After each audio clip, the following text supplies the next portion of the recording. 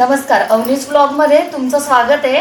तर आता गणपती जवळ आलेले आहेत, तर आता आपण बघणार आहोत झटपट होणारे मोदक। आणि हे मोदक तुम्ही मुलांनाही पटकन कुठले भूक लागली असेल तर खाण्यासाठी पटकन करून देऊ शकता। तर चला बघूया आपण। इथे मी 5 ओरिओ बिस्किटचे पुडे घेतले आहेत, 10 वाले। अर्धी वाटी दूध घेतले।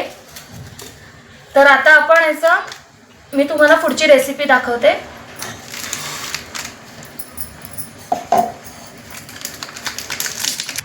तर अशा प्रकारे आपण बिस्किटचं पूर्ण क्रीम काढून घ्यायचं आहे।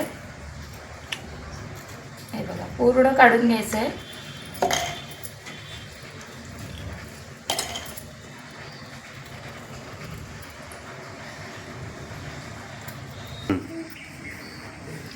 हे बघा, अशा प्रकारे आपण क्रीम काढून घेतलंय सगळं।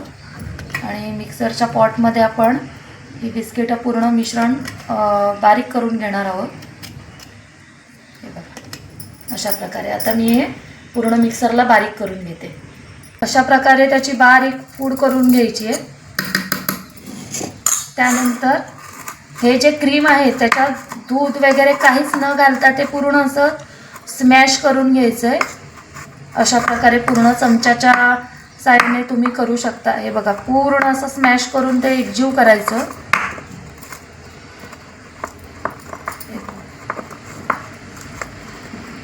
आता आपण ह्याच्यामध्ये या क्रीममध्ये घालणार आहोत थोडीशी मिल्क पावडर। आम्हाला सगळ्यांना गोडच लागतं, त्यामुळे थोडीशी ॲड करायची त्याच्यात, त्याने चव खूप छान येते। तुम्ही त्याच्यामध्ये खोबरं पण घालू शकता किंवा ड्रायफ्रूट पावडरसुद्धा घालू शकता तुम्ही।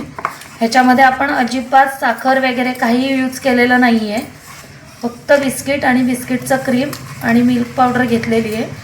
पूर्ण छान पावडर त्याच्यामध्ये एकजीव करून घ्यायची आणि त्याचा गोळा बनवायचा।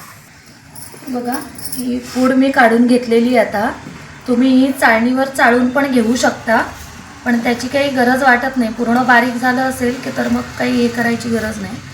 आता यामध्ये आपण घालणार आहोत थोडं, इथे मी अर्धी वाटी दूध घेतलेलं आहे। लागेल तसं आपण दूध घालून घ्यायचं आहे। सगळं दूध एकदम घालायचं नाही, कारण मिश्रण एकदम घट्ट होणार नाही, नाहीतर आपल्याला इथे घट्ट मिश्रण लागणार आहे। हळूहळू अंदाज घेऊनच घालायचे आपल्याला ते।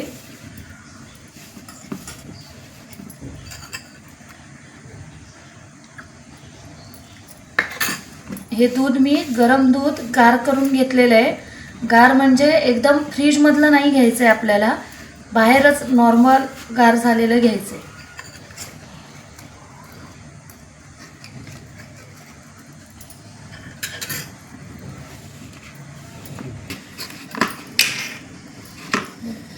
तर हे बघा, अशा प्रकारे पूर्ण घट्ट असा गोळा तयार करून घ्यायचा आहे आपल्याला।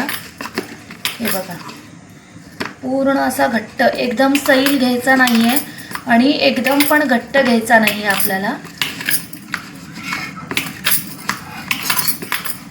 तर आता तुम्हाला मी दाखवते आपण मोदक कसा तयार करणार आहोत। इथे मी घेतलं आहे आपण जे क्रीम तयार केलं, मोदकाचं सारण आतमध्ये, तर हे इथे घेतलेलं आहे मी। आता माझ्याकडे हा आहे मोदकाचा साचा। तर तो अशा प्रकारे ओपन करून घ्यायचा। त्यानंतर त्याला थोडंसं तेल लावून घ्यायचं आपण।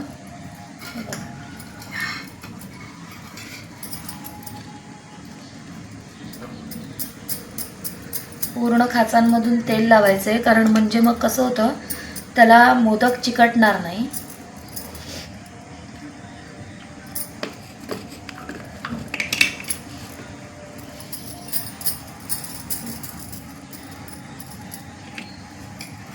हे बघा, हे मी घेतलं आहे। आता याच्यामध्ये आपण टाकूया।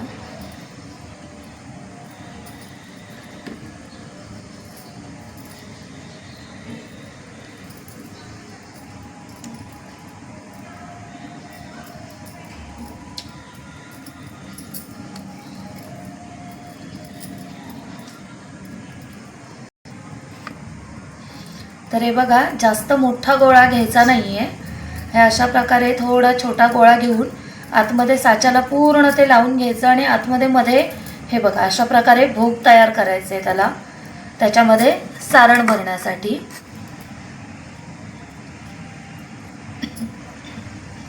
आता आपण त्याच्यामध्ये सारण भरूया.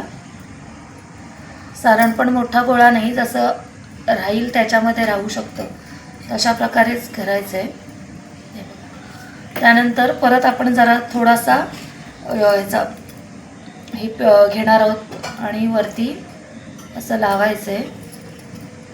मोदकाचा साचा बाजूने पूर्ण ओपन होणार नाही याची काळजी घ्यायची, नाहीतर मग परत आपलं नीट मोदक होत नाही.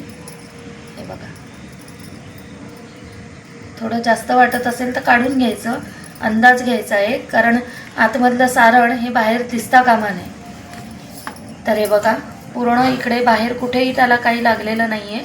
जर का लागलं असेल तर ते पूर्ण काढून घ्यायचं साच्याला बाहेर लागलेलं. आणि आता आपण साचा ओपन करून बघूया.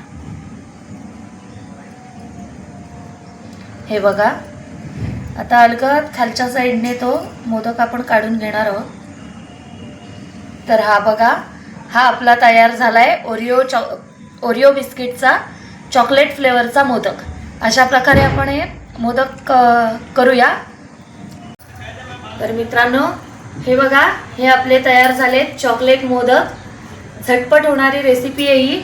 या गणपतीमध्ये तुम्ही नक्की ट्राय करा आणि कॉमेंटमध्ये सांगा कशी झाली आहे ती. चॅनलला लाईक करा आणि सबस्क्राईब करा.